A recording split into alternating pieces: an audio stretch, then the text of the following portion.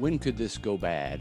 When could, having us physical therapists in a primary care role, or maybe in some of your studies when you were writing your paper, which we'll talk about later, did you find anything in the literature that showed and tried to propose that, okay, here's an example of when this can go bad and how care could be, subpar and leave the public at large at risk?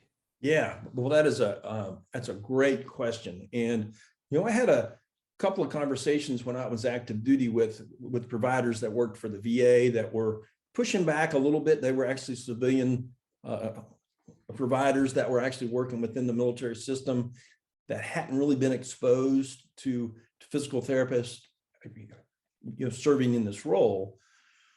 Their biggest, concern was just what you just voiced, is on the safety side of things.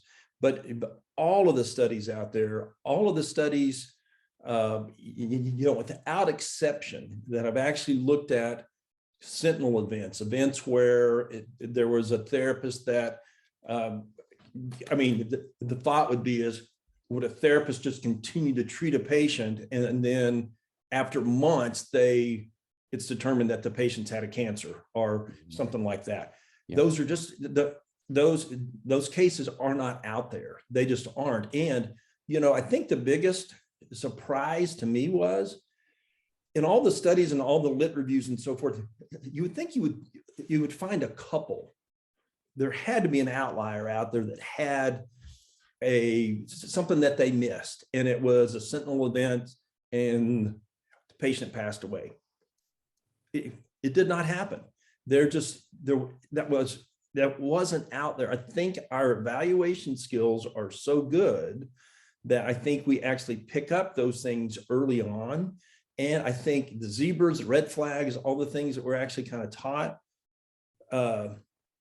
it's just ingrained in us, and that we can actually push those patients onto the provider that they need to see. So yeah. There is not any examples of PTs seeing patients where there was something that was actually really nasty that they missed. So which I was extremely encouraged. Sure. Yeah, absolutely. Hear the entire episode for free on iTunes, Spotify, other favorite podcast players, or go to mechanicalcareforum.com.